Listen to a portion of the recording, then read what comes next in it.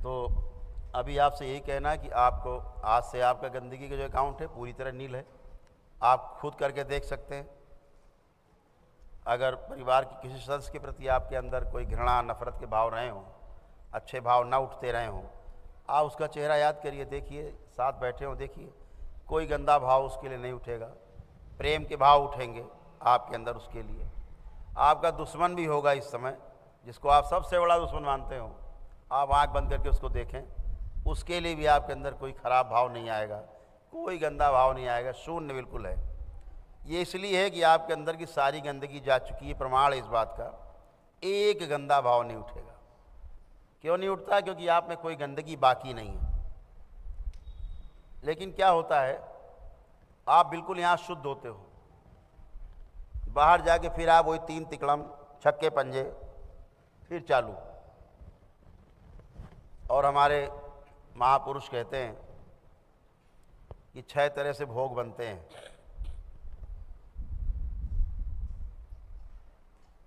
उसे कहा गया मनसा वाचा कर्मणा, और कृत कारित और अनुमोदित 6 तरह से भोग बनते हैं।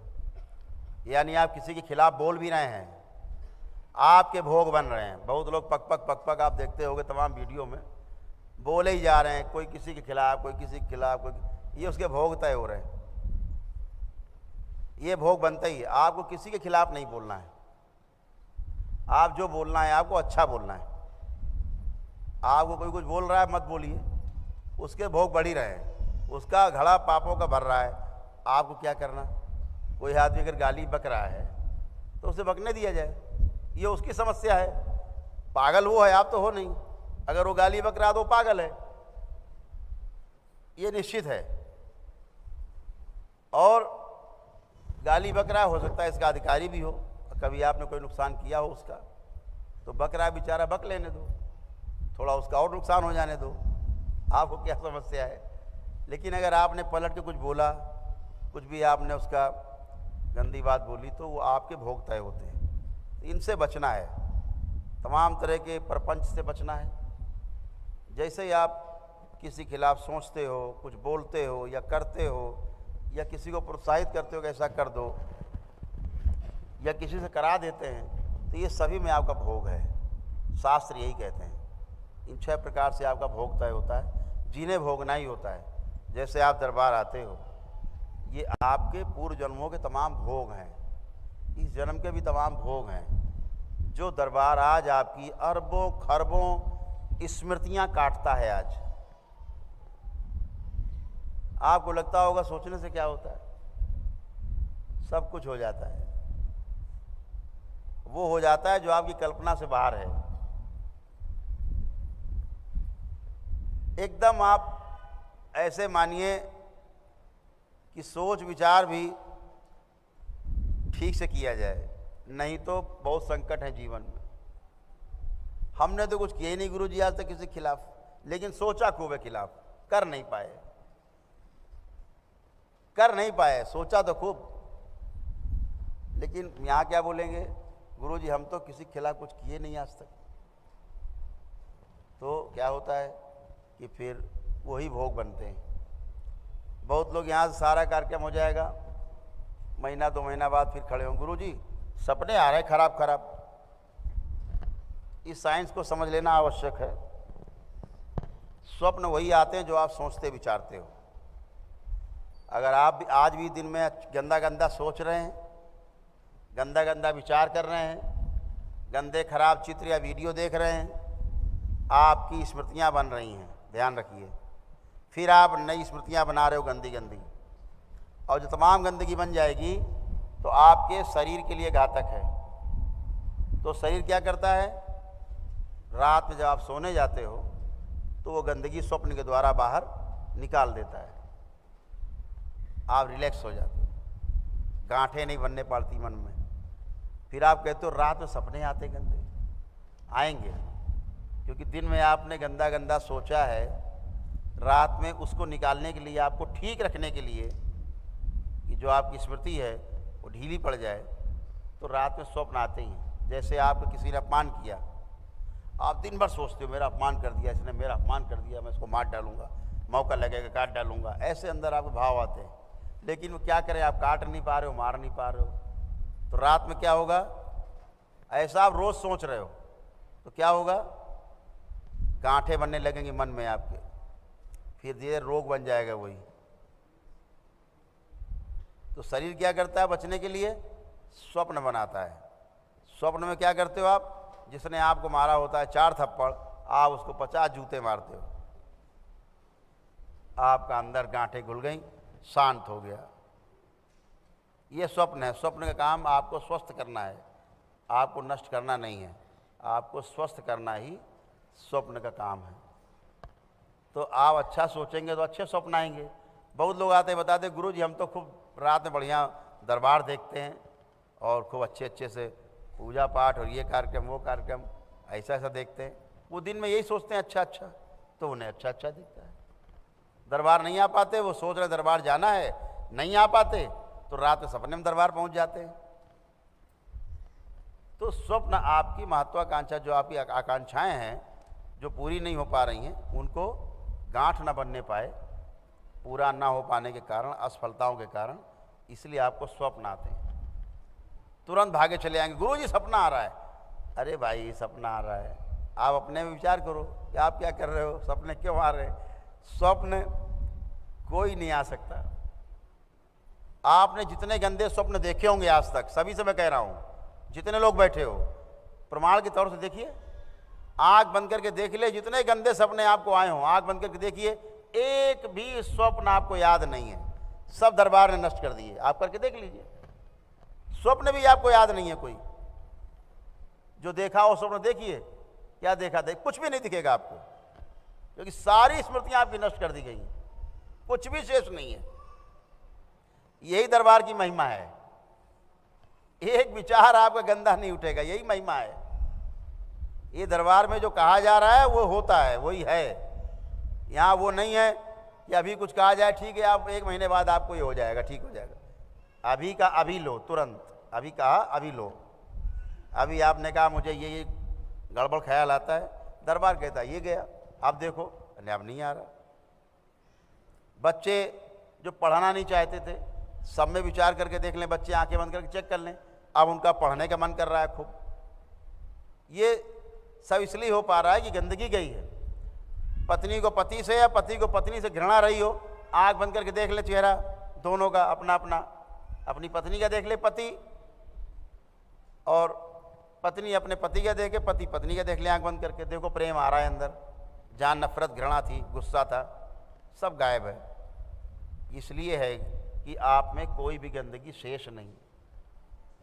लेकिन अब इसके आगे की जिम्मेदारी आपकी बनती है कि आप अपना घर ऐसे ही स्वच्छ रखें जैसे आज आपका घर स्वच्छ करके दरबार द्वारा आपका शरीर रूपी घर, मन रूपी घर दिया जा रहा है, ऐसे ही आपको रखना है। अच्छा अच्छा, यही आपको करना है।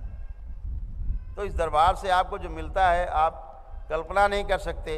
एक स्मृति इस धरती पे कोई नहीं काट सकता आपकी। आप अपने पूरे जीवन की सारी संपत्ति उसको दे दीजिए, पूरे मोहल्ले की, पूरे जिले की संपत्ति दे दो, पूरे देश की दे दो, पूरे राष्ट्र की संपत्ति दे दो उसको, आपकी एक स्मृति नहीं काट सकता। जो काट सकता उसको ले आओ मेरे सामने। जो दरबार करके आपको देता है मिनटों में,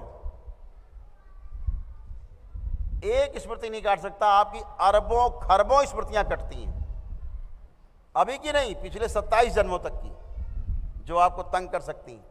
कारण शरीर से निकाल के कारण नष्ट किए जाते हैं आपके, ताकि आपको कोई कष्ट ना हो। क्योंकि कोई भी घटना होनी है अगर, तो कारण शरीर में उसका बीज रहता है, भोग रहते हैं उसके, वो भोग सारे नष्ट किए जाते हैं। अगर वो भोग बना हुआ है, उस भोग को भोगने के लिए आपके सूक्ष्म शरीर में उसका डिजाइन बन जाएगा, कैसे भोग कटेगा इनका। तो मान लीजिए एक बीज पड़ा हुआ है कि इनका ये भोग है, ये भोग कैसे कटेगा, तो एक्सीडेंट से कटेगा, हाथ पैर टूटे तो कटेगा। तो अब हाथ पैर कैसे टूटना है ये सूक्ष्म शरीर में तय होगा, डिजाइन बन जाएगा, आर्किटेक्ट वहाँ बैठे हैं। फिर वैसे घटना हो कि कभी गिर पड़े या कभी गाड़ी से चपेट में आ गए, कैसे भी बहरहाल टूट गए। दरबार क्या करता है, उस बीज को ही नष्ट कर देता है आपके। कितना डिजाइन बचा, सूक्ष्म से डिजाइन खत्म कर दिया, स्थूल में होगा ही नहीं। ऐसे रोगों के डिजाइन पड़े रहते हैं पीछे कारण शरीर में कि कैंसर होना तय है, ये रोग होना तय है। वो रोग के बीज वहाँ से नष्ट हो जाते हैं, सूक्ष्म शरीर में डिजाइन खत्म हो जाता है, और स्थूल में जो रोग बने रहते हैं असाध्य, धीरे धीरे आप देखेंगे दरबार से स्मृतियाँ कटने के बाद वो रोग भी धीरे धीरे धीरे धीरे धीरे धीरे सूखने लगते हैं, जाने लगते हैं और ख़त्म हो जाते हैं। जो दवाइयाँ आपको असर नहीं कर रही होती थी वही दवाइयाँ आपको फ़ायदा करने लगती। तो ये तमाम चीज़ें आपको दरबार में प्रमाण के रूप में मिलती हैं। पितृ आपके सारे मुक्त हो गए, आप सब करके देख सकते हैं। पितृ की आप शकल भी नहीं देख सकते आँख बंद करके, जो आपके शरीर छोड़ गए। शरीर के रोग और कष्ट भी आपके गए, आप अभी चेक करेंगे ही सामने आ करके सारे। तो ये सब इसलिए हो पाया है क्योंकि आप में जितनी गंदगी थी वो बाहर जा चुकी है, और अब आपको जिम्मेदारी जो है इसको ऐसे ही बना के रखना है। जो हमने बताया जितना कि थोड़ा जाप आप से बचना है अगर दीक्षा नहीं ले रखी है। होता क्या है, आपके मन में गुरु के प्रति बहुत श्रद्धा होती है, बहुत लोगों ने गुरु दीक्षा ले रखी होती है, मानते नहीं, जाप करना शुरू कर देते हैं। एक जाप करेगा, जिसको ज़्यादा कष्ट होता था सबसे पहले वो कष्ट उसी में दिखाई देगा। तो इससे बचना है, या तो दीक्षा लो, दीक्षा ले ली, अब जपिए नाम, कितना जपना है आपको। अभी यूरोप से लोग आए, अभी आए थे, 17 दिन रुके, पूरा अंग्रेजों का दल आया था, और 17 दिन यहाँ रुके, सारे हवन किए, ध्यान की विधियाँ सीखी, दीक्षा ली, और आज आपको जान के आश्चर्य हो सकता है, रोज़ 21-21 माला रोज़ जाप करते हैं वो लोग। 21 माला प्रतिदिन दरबार का जाप करते हैं। आपकी संस्कृति को अपनाया उन्होंने, और वो लोग लिख लिख के जो अनुभव भेजते हैं ना, आपको लगेगा कोई चमत्कार हो रहा है उनके जीवन में। वो वही लिखते हैं कि चमत्कार ये हो रहा है मेरे घर में, ये हुआ, ये हुआ, जो कष्ट और पीड़ा में रहते थे। क्योंकि उनके अंदर इतनी श्रद्धा है, इतनी आस्था दरबार के प्रति गहरी है कि पूरा यहाँ से वो एक एक चीज़ को ग्रहण करके ले गए हैं। आपको लगता है हमें पेशी आती चढ़ जाए, बाकी भाड़ में गया, सब ठीक है, बाकी तो खुद ही भगवान है, हम सब चलेगा, कभी नहीं चलेगा। यही संकट झेल के आप आए हैं, और परिवार का कोई आदमी हरकत करेगा, आपके डीएनए ऊर्जा पथ का व्यक्ति, आपको कष्ट होगा होगा होगा, ध्यान रखिए। इसलिए अपने डीएनए की ऊर्जा पथ में वही लोग शामिल करके रखिए जो ठीक ठाक चल सकते हो। ना चल सकते हो उनसे बोलो, भैया डीएनए ऊर्जा पथ से बाहर संकल्प से कर दिया, आपको कष्ट है, दरबार को सीधे नमन करो, प्रार्थना पूजा करो, अच्छे हो जाओगे। दूसरा, कभी कोई व्यक्ति बीमार है, कष्ट है, तो आप सीधे कोई मत कर देना प्रार्थना, बाबा इसको अच्छा कर दो। ये प्रार्थना आप अपने परिवार के सदस्यों के लिए कर सकते हैं। ये ध्यान रखना, ये साइंस है, ये हम साइंस की बात कर रहे हैं। तांत्रिक ओझा कैसे मरते हैं, ये सब जो इतने बैठे हैं पगड़ी गड़ी बांध के, इनकी बुरी मौत होनी, बुरी मौत ही मरते हैं। कैसे मरते हैं, ये दूसरे के लिए करते हैं, और ठीक हो जाए। अब उसकी तांत्रिक, इसीलिए तांत्रिक जीवन भर आपको तंग करता है, जीवन भर आपको बुलाएगा। अभी कल एक बच्ची का इंटरव्यू था, हम रात में देख रहे थे, लिया उन्होंने, दरबार के भक्त हैं चौहान जी, उनके चैनल पे था। तो कैसे उसने अपना बड़ा मार्मिक बयान किया, कल का वीडियो है, NWU चैनल जो है उसका है, तो देख रहे थे कितना मार्मिक है। ये तांत्रिक ओझा कैसे एक्सप्लॉइट करते हैं, कैसे बच्चों को कैसे बरगलाते हैं, कैसे बेवकूफ़ बनाते हैं, और कैसे उनके साथ सेक्सुअल रिलेशन बनाते हैं बेवकूफ़ बना के। तमाम बच्चियां महिलाएं फंसती भी हैं। मुझे सैकड़ों केस नहीं, हजारों केस मुझे पता है, लोग ऐसे ही फंस के आए तांत्रिकों के चक्कर में।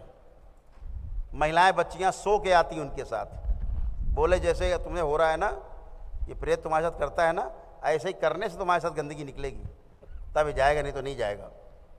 बेचारे करते हैं, ये बहुत हो रहा है, खूब दरगाहों मजारों खूब खेल चल रहा है। केवल दरगाह मजार नहीं, ये बैठे जो निठल्ले भूत प्रेत छूछा कर रहे बैठ के, ये सारे सब ऐसे ही है। तो जितनी भी नालायकियत है, इन नालायकों से बचना है, झाड़ फूक वालों से बचना है, इनसे हमेशा दूर रहना है। जितने झाड़ फूक, टोना टोटका वाले, तंत्र मंत्र वाले जितने भी हैं, उन सब से बचना है।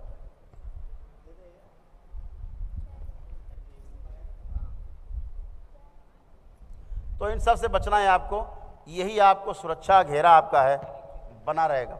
लेकिन कभी आप इन सब से, गंदगी से आप गंदगी छुएंगे, गंदगी आप में आएगी, इससे बचना है आपको। इन तमाम चीज़ों से आपको बचना है।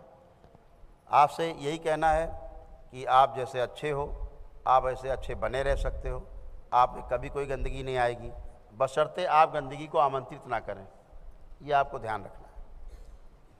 तो बातें तो बहुत आपसे होती रहेंगी, हमेशा होती रहेंगी।